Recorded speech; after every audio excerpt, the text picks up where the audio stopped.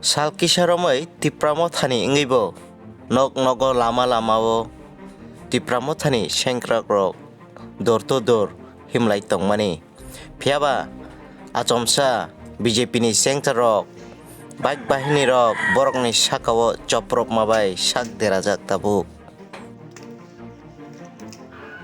Pati mungkha Reshamuk Assembly Constituency ni bisingo khobjaknai thayo পাতিমুং তামুং মানে ফাদি খনাই নাই লাইয়ানো আজকে আমরা ঋষ্যমুখ বিধানসভার বিভিন্ন কেন্দ্রে টিপ্রামাথা দলের পক্ষ থেকে সকাল থেকে আমরা বাড়ি বাড়ি প্রচার করছিলাম।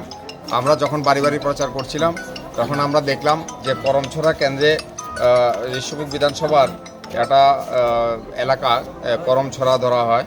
ওই এলাকার মধ্যে আমরা যখন ডোর টু ডোর প্রচার করছিলাম তখন বিজেপির বাইক বাহিনী সেখানে আমাদের উপর আক্রমণ করার চেষ্টা করে এবং গ্রামের মানুষ সেখানে বেরিয়ে এসে প্রতিরোধ করলে বিজেপির বাইক বাহিনী প্রতিরোধের মুখে ফেলে তাদের বাইকটা ফেলে সেখান থেকে চলে যায়।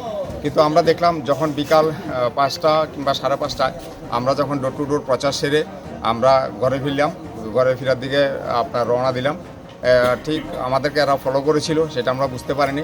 যখন অর্ধেক রাস্তার মধ্যে এসেছি তখনই আমরা খবর পেলাম যে সেখানে একটা চম্পকনগর একটা বাড়িতে সুবল ত্রিপুরা, সম্রাট ত্রিপুরা, চন্দ্রশেখর ত্রিপুরা এবং সুবিন ত্রিপুরা আমাদের এই 4 জন কর্মকর্তা গাড়ির জন্য অপেক্ষা করছিল।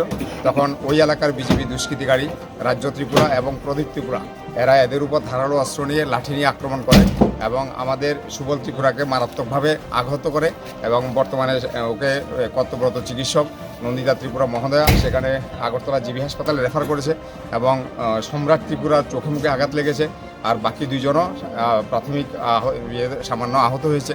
কিন্তু সুবল ত্রিপুরার অবস্থা সাংঘাতিক গুরুতর। ঈশ্বরের কাছে প্রার্থনা করি যেন সে দ্রুত সুস্থ হয়ে ওঠে। পাশাপাশি এটাও আমরা বলে দিতে চাই জনকে কলিমালিপ্ত করা যাবে না, তীব্রামাথা ছেড়ে কথা বলবে না। আমরা আমরা মহারাজের আদর্শে বিশ্বাস করি এবং আমরা সেখানে ধৈর্যের পরিচয় দিয়েছি।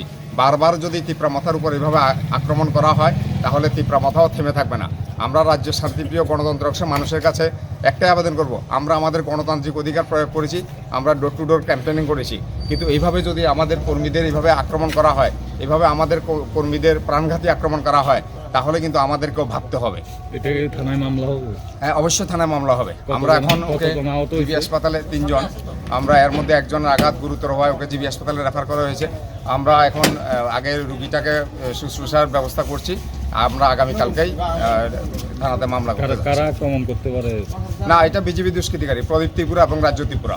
এখানে এরা চিনতে পেরেছে এবং ওই এলাকারই একজনের নাম প্রদীপ ত্রিপুরা এবং রাজ্য ত্রিপুরা, এদের নেতৃত্বেই এখানে আক্রমণটা সংঘটিত হয়েছে। এটা ঋষ্যমুখ বিধানসভা কেন্দ্রের চম্পকনগর এলাকায়।